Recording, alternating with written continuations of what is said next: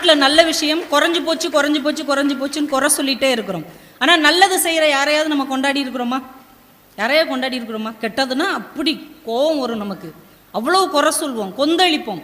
ஆனால் ஒரு நல்லதை பாராட்டக்கூடிய கொண்டாடக்கூடிய மனப்பக்குவம் நம்மக்கிட்ட ரொம்ப குறைந்து கொண்டே வருகிறது. அதனால தான் நல்ல அப்படிங்கிற வார்த்தைக்கு அடையாளம் மாறிடுச்சு. நீங்கள் கவனிச்சிருக்கிறீங்களா? நல்ல அப்படின்னா என்னங்க அர்த்தம்? நல்லன்னா நல்லன்னு தானே அர்த்தம். இவர் ஒரு நல்ல மனுஷன் அப்படின்னா என்ன அர்த்தம்? ஒரு நல்ல மனிதர் அப்படின்னு அர்த்தம். எங்கள் வீட்டுக்கு போன வாரம் ஒரு நல்ல பாம்பு வந்துச்சு அப்படின்னா என்ன அர்த்தம்? அது என்ன நம்ம வீட்டு வந்து ஹோம்ஒர்க் எழுதி கொடுக்க போகுது, இல்லைன்னா வீடு பெருக்கி கோலம் போட்டு போதா? இப்போ மோசமான பயங்கரமான பாம்பு வந்ததுன்னு அர்த்தம். 2 நாளைக்கு முன்னாடி எங்கள் ஊரில் பயங்கரமான மழை அப்படிங்கிறதுக்கு என்ன சொல்வீங்க? நல்ல மழை பெஞ்சிச்சு எங்கள் ஊரில். அது நல்ல மழையா பயங்கரமான மழை? தேவனுக்கு போலீஸ் ஸ்டேஷனில் நல்ல அடி அப்படின்னா என்ன அர்த்தம்? அவனை தூக்கி உட்கார வச்சு கொஞ்சினாங்கன்னு அர்த்தம். அடி பெண்டு எடுத்துட்டாங்கன்னு அர்த்தம். மோசமான அடின்னு அர்த்தம். நல்ல அப்படிங்கிற ஒரு வார்த்தையே தன்னுடைய பொருளை காலப்போக்கில் தொலைத்திருக்கிறது இல்லையா? இப்போ நல்ல மனிதர்கள் நல்ல விஷயங்கள் நம்ம வாழுகிற காலத்தில் செய்கிறார்கள் என்றால் அவங்களை நம்ம போற்றணும், கொண்டாடணும், பாராட்ட வேண்டும். இந்த தொண்டியிலே எத்தனை பேர் படிப்பதற்கு ஒரு வாய்ப்பு இல்லாமல் இருந்த காலத்தில் 33 வருடங்களாக வளர்பிறை என்கின்ற அர்த்தத்தை பெயரில் மட்டும் இல்லாமல் வாழ்க்கையிலும் இங்கே வாழுகிற மாணவர்களுடைய வாழ்க்கையிலும் கொண்டு வந்திருக்கிற அந்த மதிப்பிற்குரிய அந்த மாபெரும் நல்ல உள்ளத்துக்கு ஒரு பெரிய பாராட்டுகளை நீங்கள் கைத்தட்டல்களாக கொடுக்கணும். முழு பூசணிக்காவை சோத்துல மறைக்கிறது அப்படின்னு ஒரு பழமொழி கேள்விப்பட்டிருக்கீங்களா? இந்த பழமொழிக்கு நாம் என்ன அர்த்தம் நினச்சிருக்கிறோம்? முழு பூசணிக்காவை சோத்துல மறைக்கிறது அப்படின்னா ஒரு பெரிய தப்பு செஞ்சுட்டு அதை அந்த ஆள் மறைச்சிட்டாரு, இதானே அர்த்தம். அப்படி தானே சொல்லுவேன். அதெல்லாம் சாதாரணமான ஆளாது, முழு பூசணிக்காவை சோத்துல மறைச்சிரும்பா அப்படின்னு சொன்னோம்னா ஒரு பெரிய தப்பை செஞ்சுட்டு அதை மறைச்சிட்டாங்கன்னு அர்த்தம். அப்படி தானே நம்ம நினச்சிட்டு இருக்கோம். ஆனால் ஒரு புத்தகத்தில் நான் படித்தேன், முழு பூசணிக்காவை சோத்துல மறைக்கிறதுனா என்ன அப்படின்னு. ஒரு 4 தலைமுறைக்கு முன்னாடி ஒரு ஊரில் ஒரு பெரிய ஜமீன்தார் இருந்திருக்கிறார், பெரிய பணக்கார். அவர் வீட்டுக்கு பக்கத்தில் ஒரு ஏழை குடியானவர் இருக்கிறார், ஒரு குடிசையில் இருக்கிறார். அந்த குடிசைக்கு மேலே பூசணி கொடி படர விட்டுருக்கிறார். அதில் பெரிய பூசணிக்காய் வந்திருக்கு, பெரிய பூசணிக்காய். இந்த பணக்காரருக்கு பூசணிக்காய்னா ரொம்ப பிடிக்கும், பூசணிக்காய் சாம்பார். ஒன்று இவர் என்ன பண்ணியிருக்கணும்? காசு கொடுத்து அதை வாங்கியிருக்கணும், இல்லைன்னா அவர்கிட்ட இப்போ அதை கொடுப்பான்னு கேட்டாவது வாங்கியிருக்கணும். இந்த மனிதர் என்ன பண்ணிட்டார்? யாரும் பார்க்காத நேரம், யாரும் பார்க்கலன்னு நினச்சிட்டு பூசணிக்காவை திருடிட்டு போயிட்டார். திருடிட்டு போய் வீட்டில் குழம்பு வைக்க சொல்லி சாப்பிட்டுட்டார். சில நேரங்களில் நீங்கள் பாருங்கள், யாருக்கும் தெரியாதுன்னு நாம் செய்கிற காரியம் எல்லாருக்கும் தெரிஞ்சு போயிடும். அதே மாதிரி ஊரில் உள்ள எல்லாருக்கும் தெரிஞ்சிருச்சு. அதுக்கப்புறம் ஊரில் உள்ளவங்க இவங்க வீட்டையே எப்படி அடையாளம் சொல்ல ஆரம்பிச்சிட்டாங்கன்னா, இந்த பூசணிக்காய் திருநாங்கள்ல அந்த வீடு, ஏன் எங்கள் சித்தப்பா எங்கே இருக்காரு தெரியுமா? அந்த பூசணிக்காய் திருநாங்கள்ல அவங்களுக்கு பின்னாடி தெருவில் தான் இருக்காங்க. ஏங்க அந்த பூசணிக்காய் திருநாங்கள்ல அவங்க வீட்டுக்கு எதிர்த்த வீட்டில் போய் லெஃப்ட்டில் போனீங்கன்னா அந்த டியூஷன் சென்டர் தான். இந்த பூசணிக்காய் திருநாங்களங்க அவங்களுக்கு அடுத்த தெருவில் தான் அந்த சைக்கிள் கடை இருக்குது. இவங்க வீடையே எப்படி அடையாளமாக வச்சுட்டாங்கன்னா பூசணிக்காய் திருநவங்க வீடுன்னு அப்படி முத்திரை குத்திட்டாங்க. 1 தலைமுறையாச்சு 2 தலைமுறையாச்சு அவர் போய் சேர்ந்துட்டார். 3 தலைமுறையாகி 4ஆம் தலைமுறை வந்தாலும் அதே பேச்சு தான். லண்டனில் படிச்சுட்டு வந்திருக்காங்க 4ஆம் தலைமுறை பையன். அவங்க குடும்பம் அதுக்கப்புறம் எந்த தப்புமே பண்ணலை. பூசணிக்காய் சாம்பார் கூட அவங்க வைக்கலன்னு வைங்க, அப்படி இருந்திருக்காங்க யோக்கியமாக. இந்த 4ஆம் தலைமுறைக்காரன் லண்டனில் படிச்சுட்டு வந்திருக்காங்க. தம்பி யாருன்னு தெரியுதா? யார்? பூசணிக்காய் திருநார்ல அவருடைய 4ஆவது கொள்ளு பேரன் லண்டனில் படிச்சிருக்கான். அவனுக்கு வாழ்க்கையே வெறுத்துருச்சு. என்னையா என்னைக்கோ ஒருத்தர் யாருன்னே எனக்கு தெரியாது, அவர் செஞ்ச தப்புக்கு என்னையும் இந்த பூசணிக்காய் விரட்டிகிட்டே வருதே அப்படின்னு ரொம்ப வெறுத்து போய் அவங்க ஊருக்கு ஒரு பெரிய மனிதர், ஒரு துறவி மாதிரி ஒருத்தர் வந்திருக்கிறார். அவர்கிட்ட போய் இவன் கேட்டிருக்கான், ஐயா 4ஆம் தலைமுறையில் யாரோ ஒருத்தர் செஞ்ச தப்புக்கு நாங்கள் இப்போ வரைக்கும் அவமரியாதையை அனுபவிச்சுட்ருக்கோம், இதிலேருந்து எப்படி தப்பிக்கிறது அப்படின்னு. உடனே அந்த பெரியவர் சொல்லியிருக்கிறாரு, இப்போயும் நீங்கள் வசதியாக இருக்கிறீங்களா? ஐயோ இப்போ நாங்கள் பல மடங்கு வசதியாக இருக்கோம். சரி, டெய்லி ஒரு 10 பேருக்கு சாப்பாடு போட முடியுமா இலவசமாக? 50 பேருக்கு சாப்பாடு போடுறேன் ஐயா, தாராளமாக போடுறோம், வசதி இருக்குது. சரி, இன்னையிலேருந்து ஒரு 50-60 பேருக்கு மத்தியான சாப்பாடு இலவசமாக போடு அப்படின்ட்டார். உடனே இவர் ஊரை கூட்டி எல்லாரும் மத்தியானம் நம்ம வீட்டில் வந்து சாப்பிட்ருங்க, டெய்லி சாப்பாடு 50 பேருக்கு, ஆதரவு இல்லாதவங்களுக்கு, அனாதைகளுக்கு, ஏழைகளுக்கு இலவச சாப்பாடுன்ட்டார். டெய்லி அவங்க வீட்டில் மத்தியானம் 50 பேர் 60 பேர் எல்லாம் போய் சாப்பிட்டுட்டு இருக்காங்க. 10 நாள் தான் ஆயிருக்கு, 10 நாள் தான். அதுக்கப்புறம் அவங்க வீடு என்ன சொல்லியிருக்காங்க, டெய்லி சோறு போடுவாங்களங்க, அவங்க வீட்டுக்கு பின்னாடி தான் எங்கள் பெரியப்பா இருக்கார். எங்கள் டெய்லி வந்தவங்களுக்குலாம் சாப்பாடு போடுவாங்களா, நாங்களாம் அங்கே தான் சாப்பிடுவோம், மத்தியானம் சாப்பாடு பக்கத்தில் தானே இருக்கிறோம், அதுக்கு எதுக்கு தான் அந்த பெட்டி கடை இருக்குது, டெய்லி சோறு போடுவாங்கள்ல அவங்க வீட்டுக்கு பக்கத்தில் தான் நாங்கள் இருக்கோம். 10 நாளில் பூசணிக்காய் திருடின வீடு எப்படி ஆயிடுச்சு? டெய்லி சோறு போடுறவங்க வீடாக ஆயிடுச்சு. இதுதான் முழு பூசணிக்காவை சோற்றில் மறைத்த கதை. அது வரைக்கும் பூசணிக்காய் திருடிய வீடு என்று சொல்லப்பட்ட வீடு இப்போ எப்படி ஆயிடுச்சு? சோறு போடுகிற வீடு என்று ஆகிவிட்டது. நல்லா இருக்குல்ல இந்த கதை. இப்போ எப்பயுமே தீமைகளை தீமைகளால் அழிக்கவே முடியாது. தீமைகளை நன்மை செய்வதன் மூலமாகத்தான் மாற்ற முடியும் என்பதற்காகத்தான் முழு பூசணிக்காவை சோற்றில் மறைச்ச கதை அப்படின்னாங்க. அதை நம்ம எப்படி மாற்றிட்டோம்? இப்படி நிறைய பழமொழிகளை நம்ம இஷ்டத்துக்கு திரிச்சிட்டோம். ஆனால் இந்த கதை தான் ரொம்ப பொருத்தமான ஒரு கதையாக இருக்கிறது. அதனால் நம்ம பிள்ளைகளுக்கு எப்பயுமே தீமையை ஒருத்தங்க தீமை செய்கிறாங்கன்னா தீமையால் அதை அழிக்க முடியாது, நன்மையால்தான் அழிக்க முடியும், அதை திருத்த முடியும், மாற்ற முடியும் என்று நம்முடைய அடுத்த தலைமுறைக்கு கற்றுக் கொடுங்கள். ஏன்னா பேச்சு ஆற்றலில் திறமை வாய்ந்தவர்களாக இருந்தால் இந்த உலகத்தில் எவ்வளவு பெரிய தடைகளையும் நம்மால் தாண்ட முடியும் என்று இந்த பூமியில் எத்தனையோ பேர் நிரூபித்திருக்கிறார்கள். ரொம்ப ஒன்றும் இல்லை, பெர்னாட் ஷான்னு ஒரு பெரிய அறிஞர், அவர் என்ன பண்ணியிருக்காரு, ஒரு வரப்பில் நடந்து போயிருக்கிறார். ஒரு வரப்பில் ஒருத்தர் தானே நடந்து போக முடியும், எதுக்கு ஒரு பெரிய பலசாலி வந்திருக்கிறான்.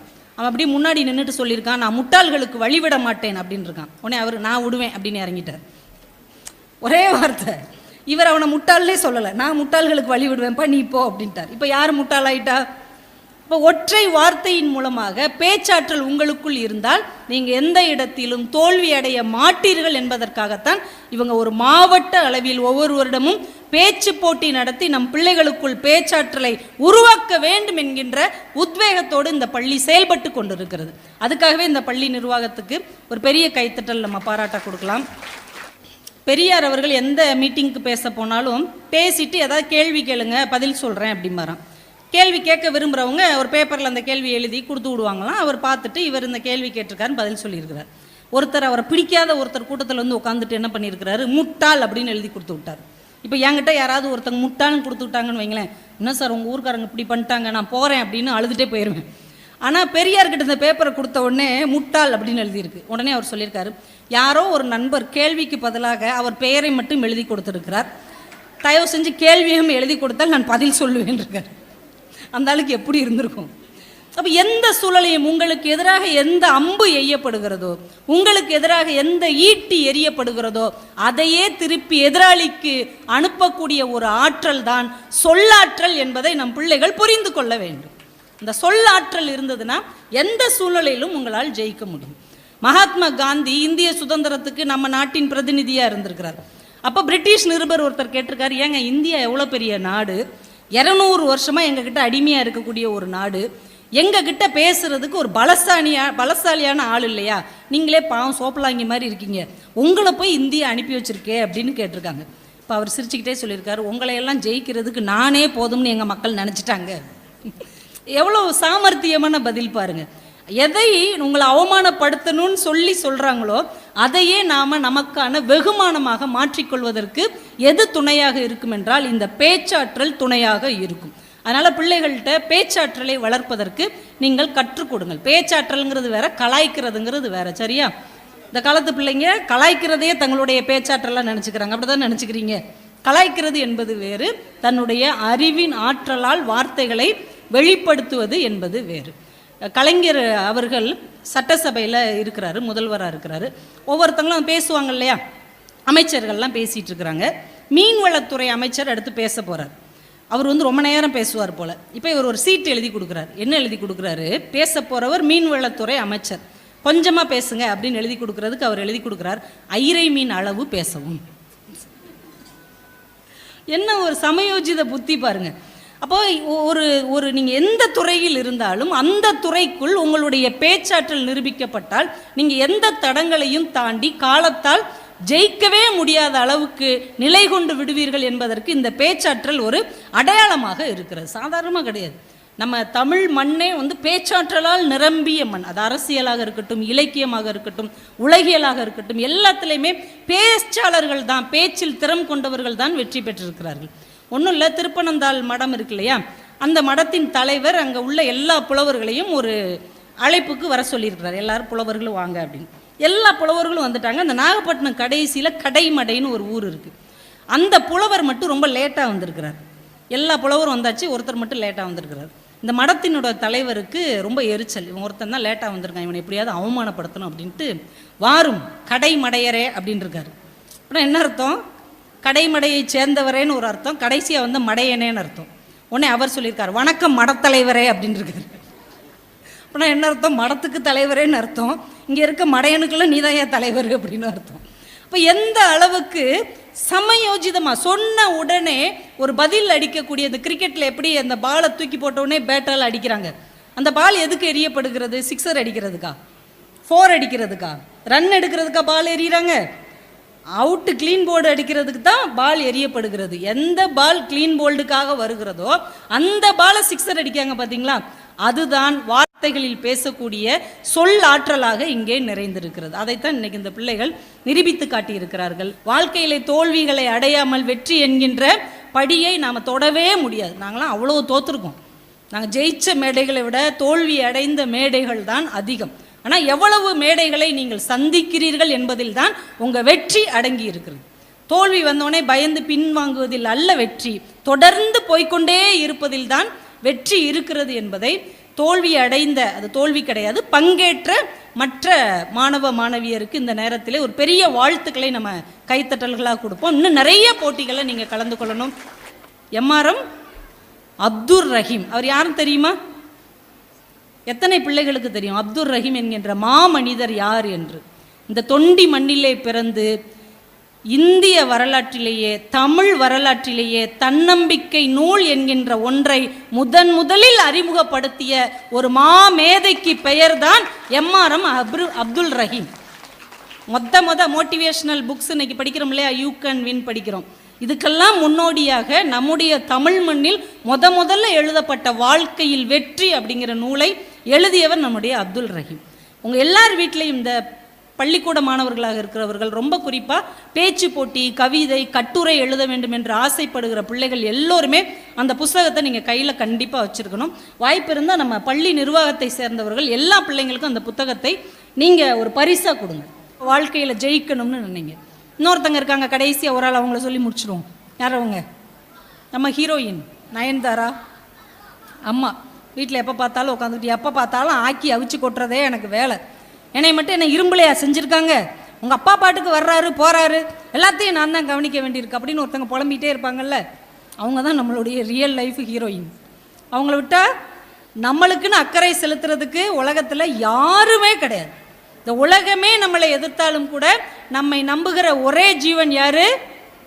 அம்மா மட்டும்தான். ஊரே சொல்லுவாங்க, ஓ மகன் அவன் உருப்பட மாட்டாங்க்கா, உருப்படவே மாட்டான். நம்ம பாட்டுக்கு அங்கே சுற்றுது இங்கே சுற்றுது, எல்லா படத்துலையும் முட்டை வாங்குது, அது உருப்படாது. அம்மா என்ன சொல்லுவாங்க தெரியுமா? நீ யார் அதை சொல்கிறதுக்கு? ஆணி போய் ஆவணி வந்தால் என் பிள்ளை டாப்பாக வரும் சொல்கிறாங்கல்ல. உலகமே சொன்னால் கூட உங்களை நம்புகிற ஒரே மனுஷி உங்கள் வீட்டில் இருக்கக்கூடிய உங்களுடைய அம்மா மட்டும்தான். அதனால் நம்ம வாழ்க்கையில் எது முக்கியம் என்றால் நல்ல பொழுதுபோக்கு. அது புத்தகங்களாக, கவிதைகளாக, கலையாக, இலக்கியமாக, விளையாட்டாக, நல்ல விஷயத்தில் உங்கள் பொழுதுபோக்கு நேரத்தை செலவழியுங்கள். உங்கள் வாழ்க்கையின் முக்கியமான மனிதர்கள் நல்ல நண்பர்கள், உங்கள் ஆசிரியர்கள், உங்கள் பெற்றோர்கள். அது தவிர்த்து தான் சினிமாலையும் தொலைக்காட்சியிலும் வரக்கூடியவர்கள் என்று சொல்லி இவர்களுக்கு நீங்கள் அதிக நேரம் ஒதுக்குங்கள். உங்கள் வாழ்க்கையில் நல்ல நேரம் அன்றிலிருந்து தொடங்கும் என்று சொல்லி எல்லாம் வல்ல